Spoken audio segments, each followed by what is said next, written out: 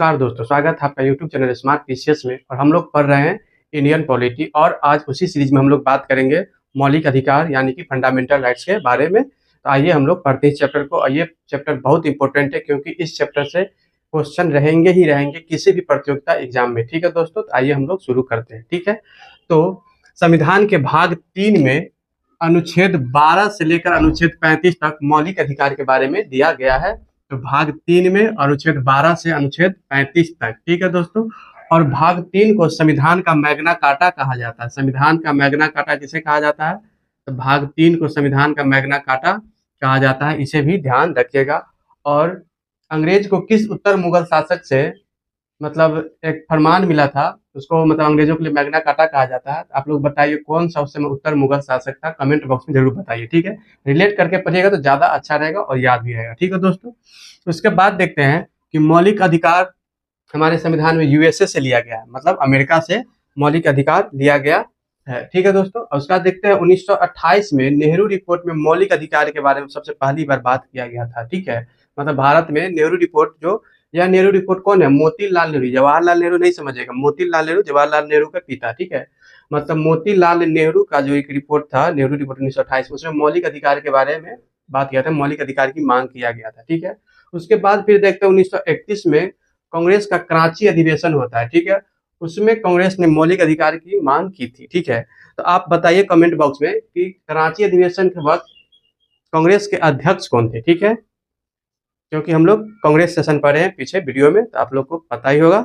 उम्मीद करते जरूर बताइएगा, कमेंट बॉक्स में कमेंट कीजिए। ठीक है दोस्तों, उसके बाद देखते हैं मूल संविधान में 7 प्रकार के मौलिक अधिकार के बारे में बात किया गया था, लेकिन 44वां संविधान संशोधन 1978 में होता है, जिसमें संपत्ति के अधिकार को हटा के कानूनी अधिकार बना दिया जाता है।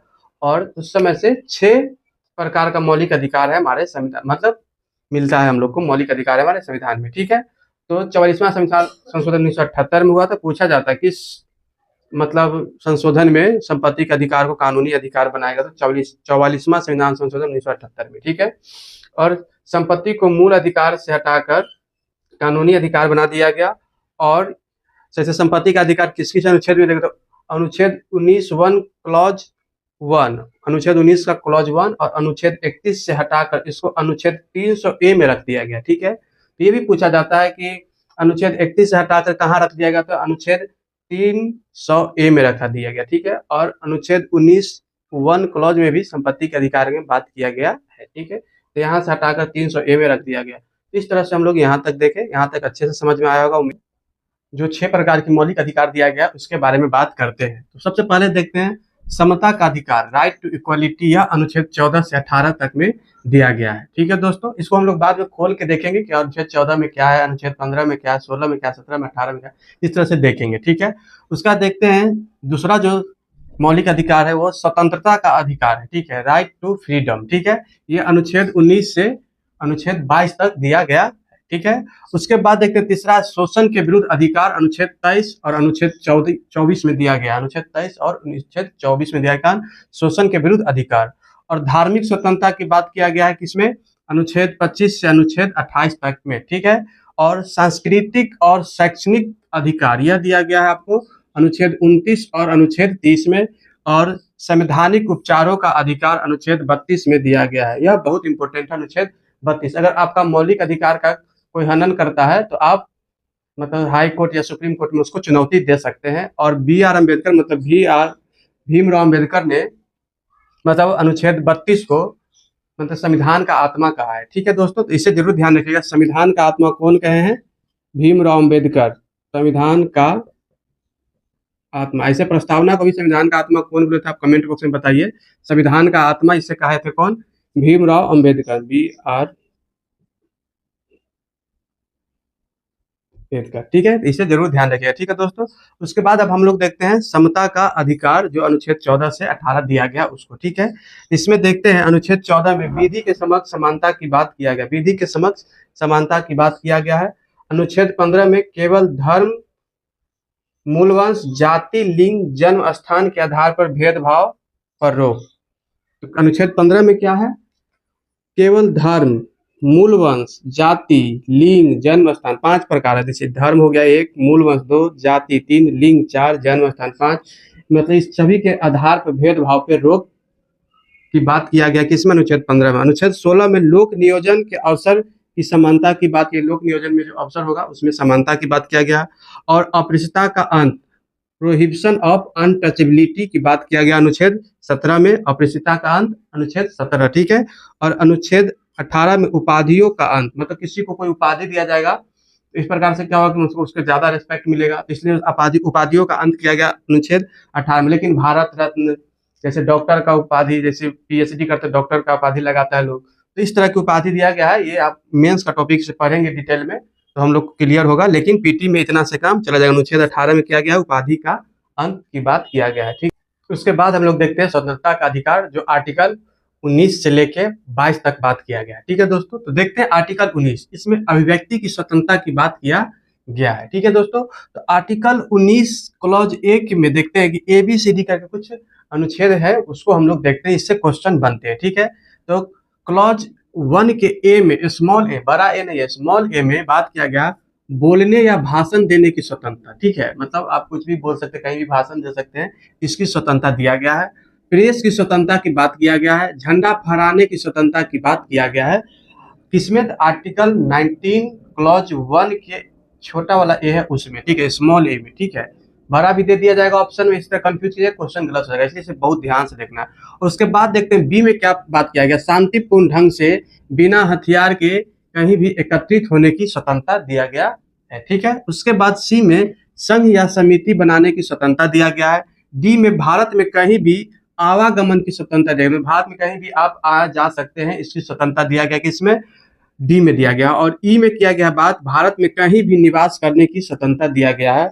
और डी के बाद ई है, ई के बाद फिर एफ नहीं है, ठीक है, एफ नहीं है, ठीक है, इसे ध्यान रखिए। उसका जी है, जी में कोई भी आजीविका मतलब बिजनेस की करने की स्वतंत्रता की बात किया गया है यहाँ पे, ठीक है। इस तरह से हम लोग इसको देखें। इसको याद कैसे रखेंगे, इसके लिए भी एक ट्रिक है। जैसे मान लीजिए हम कहीं एक है बोल रहे हैं, भाषण देंगे, बोलेंगे, जैसे मान लीजिए हमको एक पार्टी बनाना है, ठीक है, मान लेते हैं, तो पहले इसके लिए तो हम घूमेंगे, मतलब भाषण उषण देंगे, ठीक है, बोलने आना चाहिए, अगर पार्टी बनाना है, नेता बनना है तो भाषण बोलने आना चाहिए, तो हो गया एक में। बी में फिर होगा कि जब बोलने आएगा तो आदमी जमा होगा तभी तो बोलेगा, शांतिपूर्ण ढंग से लोग बिना हथियार के कहीं जमा होगा तो हम लोग मतलब वहां पे उसको भाषण देंगे, ठीक है। तो ए में बोलना आना चाहिए, दूसरा में मतलब शांतिपूर्ण ढंग से एकत्रित हो तो वहीं पे बोलेंगे, ठीक है। उसके बाद सी में क्या करेंगे हम लोग, चलिए सब एकत्रित होकर संघ या समिति बनाते हैं, तो समिति बनाएंगे। अब जब संघ समिति बन गया तो उसका प्रचार भी तो होना चाहिए, तो फिर डी में हम लोग क्या करेंगे, घूमेंगे, आवागमन करेंगे, जगह जगह घूमेंगे पूरे भारत में, ठीक है। तो आवागमन वो हो गया। उसके बाद जब जैसे मान लिया घूमते, अगर कहीं प्रचार करने का घूमने गए, कहीं लेट हो गया तो वहीं हम रह भी सकते हैं, तो मतलब निवास, ठीक है। तो वहीं पे हम मतलब निवास, कहीं भी निवास करने की स्वतंत्रता है, ठीक है। और जब मान लीजिए सब पार्टी वगैरह सब बनाए निवास की, फिर भी हम चुनाव हार गए, तब हार गए तब क्या करेंगे, फिर अपना बिजनेस पे आ जाएंगे, तो फिर एफ में क्या है, आजीविका करने की स्वतंत्रता है, बिजनेस करेंगे। इस तरह से इसको हम लोग याद कर सकते हैं ठीक से, ठीक है। तो यहाँ बोलने आना चाहिए, फिर बोलने आएंगे तो शांतिपूर्ण से संघ समिति ढंग से एकत्रित होगा, तो वहाँ एकत्रित हुआ तो सफल हुआ तो समिति बनाए, समिति फिर प्रचार करें, कहीं भी आए जाएँ। इसके भारत में कहीं भी निवास करने की स्वतंत्रता, मतलब प्रचार के लेट हुआ तो वहीं रुकेंगे, ठीक है।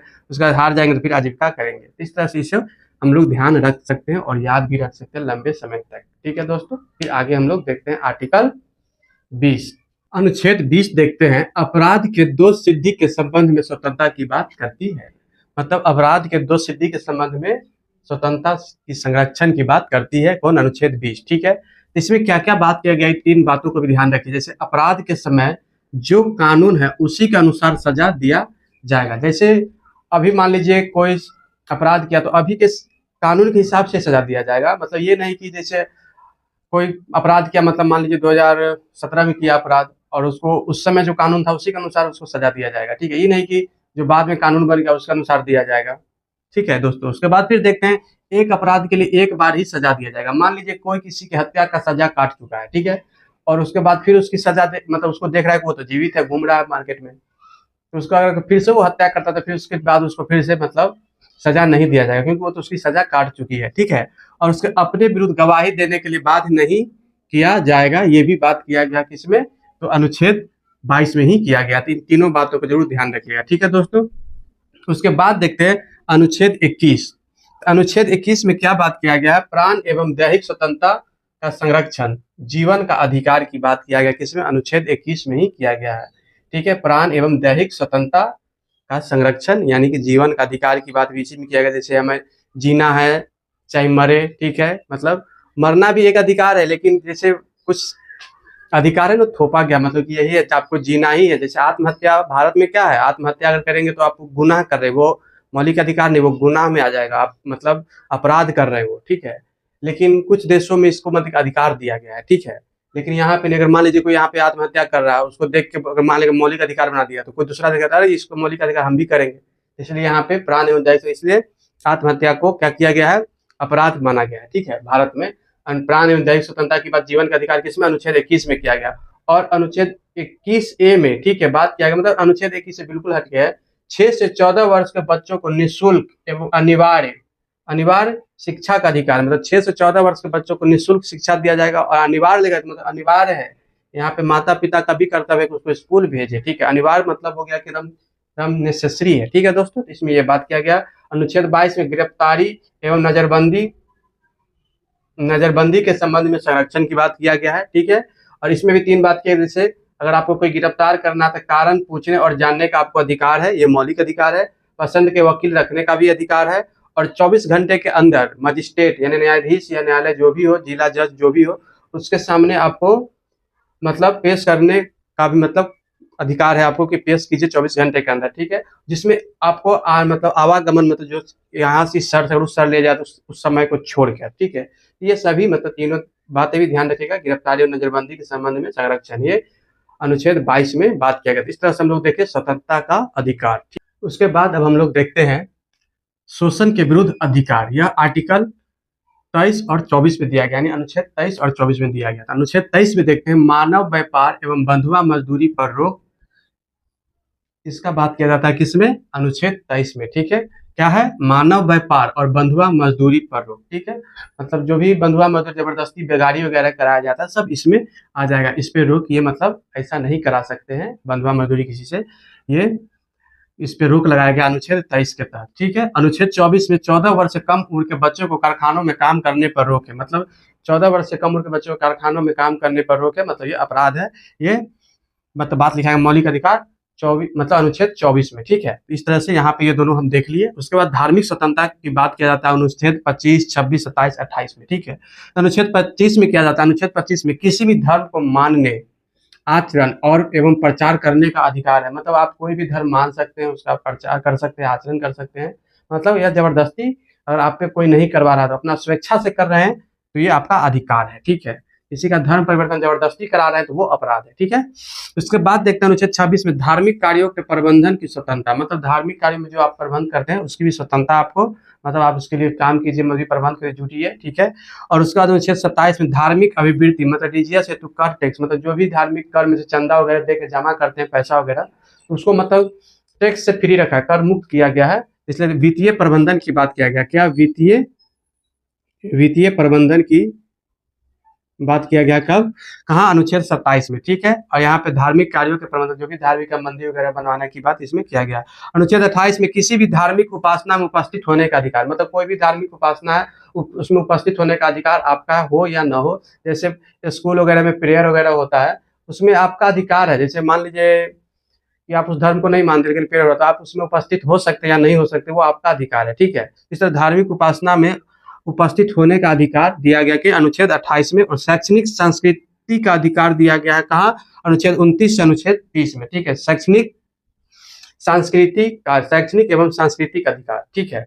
अनुच्छेद 29 और 30 में अल्पसंख्यक वर्ग के हितों का संरक्षण की बात किया गया अनुच्छेद 29 में।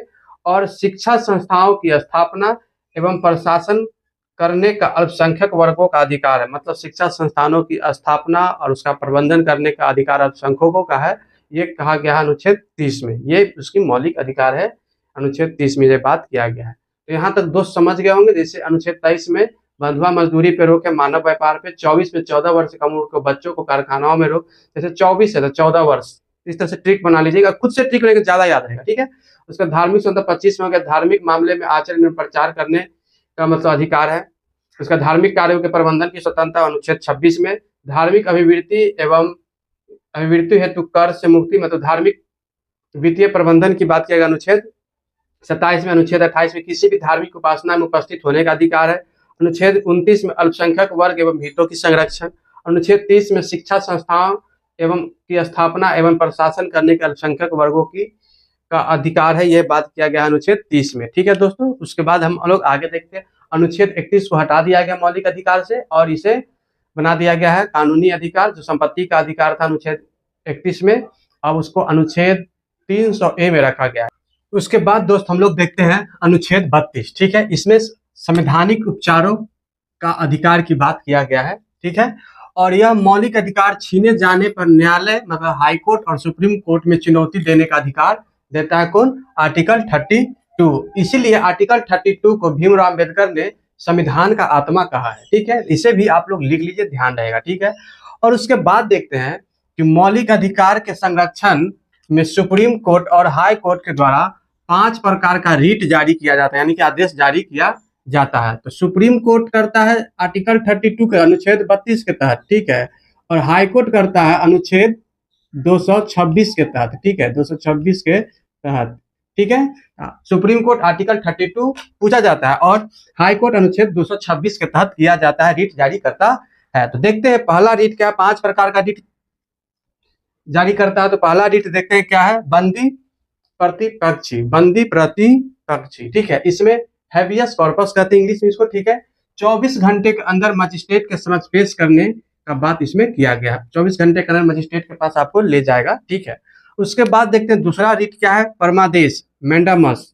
आदेश जारी करेगा न्यायालय सरकारी अधिकारियों को अपना काम ठीक से करे, मतलब जो भी अधिकारी ठीक से काम नहीं करे उसे न्यायालय आदेश देगा कि वो अपना काम ठीक से करे। उसके बाद देखते हैं तीसरा प्रतिषेध है, प्रोहिबिशन है।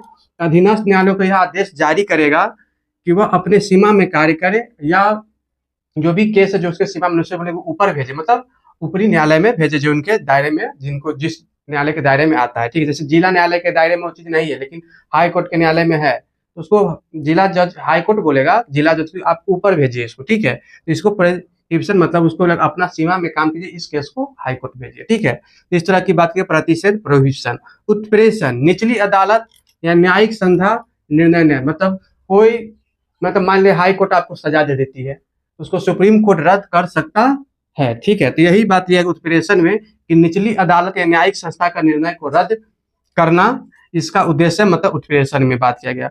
अब इस अधिकार वृक्षालेख मतलब 5वां आदेश रीट है अधिकार वृक्षालेख क्यू वारंटो। ठीक है, सरकारी अधिकारियों जो असंवैधानिक रूप से तरीके से मतलब जो पद ग्रहण कर लिए उससे ये कह सके कि तुमने मतलब यह पद कैसे ग्रहण किया, उससे मतलब असंवैधानिक तरीके से पद जारी किए जाने पर उपदेश मतलब उससे पूछ सकता है कि पद कैसे लिए, मतलब पद के योग नहीं है फिर भी पद पे कैसे बैठ गया, तो इससे ये क्वेश्चन पूछा जा सकता है न्यायालय के द्वारा। तो ये अधिकार वृक्षालेख में ये बात किया गया है। ठीक है दोस्तों, तो यहाँ तक देखें उत्प्रेषण में क्या, निचली अदालत न्यायिक संस्था के निर्णय को रद्द करना। प्रतिषेध में क्या है, अधीनस्थ न्यायालयों में यह आदेश जारी किया जाता है कि वह अपने सीमा में कार्य करे। और परमादेश की आदेश जारी करेगा न्यायालय कि आप अपने मतलब अधिकारियों को कि मतलब ठीक से काम करें।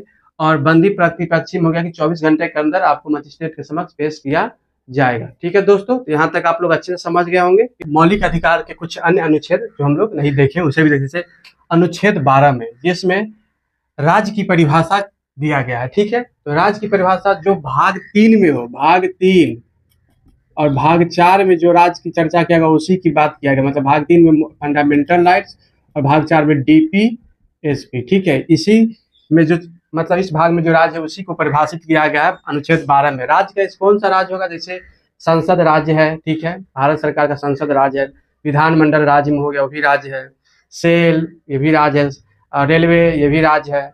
और जैसे राज्य नहीं है तो राज्य जैसे प्राइवेट यूनिवर्सिटी है वो राज्य नहीं होगा। ठीक है, और BCCI ये भी राज्य नहीं है। इस तरह से देखते हैं कि जो भी सरकारी अनुदान प्राप्त करता है और जो सरकारी संस्था वो मतलब राज्य, जैसे NTPC हो गया, ONGC, ये सब राज्य के दायरे में आते हैं। ठीक है, तो यहाँ पे अनुच्छेद 12 हो गया। अनुच्छेद 13 में न्यायिक पुनर्विलोकन की बात किया गया है। ठीक है, न्यायिक पुनर्विलोकन मतलब ये किसको है, तो सुप्रीम कोर्ट आर्टिकल 32 और हाई कोर्ट 226 के तहत कर सकता है। ठीक है, तो यह न्यायिक पुनर्विलोकन संबंधित हो गया।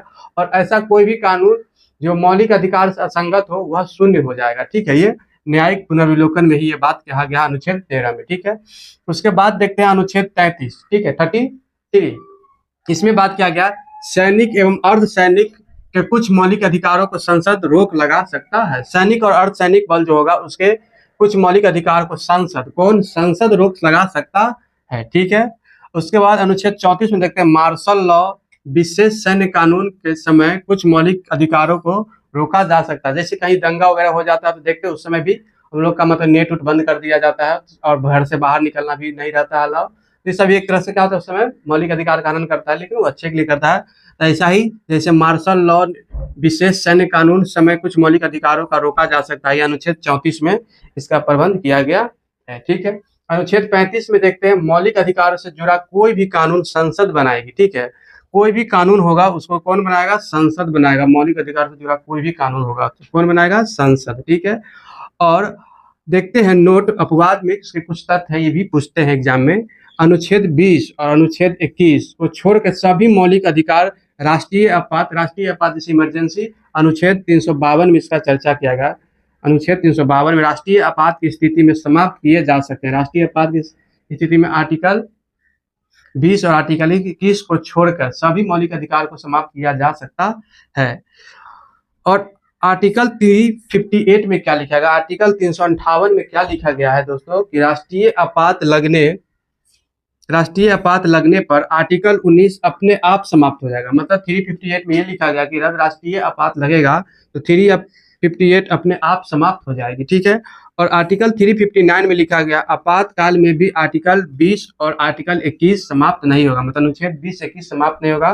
किस आर्टिकल में? आर्टिकल 359 में ये बात लिखा गया है। तो इस तरह से दोस्तों हम लोगों ने पूरे डिटेल में मौलिक अधिकार को देखे हैं। मतलब हम ज्यादा विस्तृत अनुच्छेद के नहीं किए हैं, लेकिन इतना जरूर बताएं कि आपका पीटी में सभी क्वेश्चन सॉल्व हो जाएंगे। ठीक है, तो आपको यह वीडियो कैसा लगा जरूर बताएं और बीच में जो क्वेश्चन के उसको कमेंट बॉक्स में जरूर बताएं। तो मिलते हैं नेक्स्ट वीडियो में। जुड़ने के लिए धन्यवाद।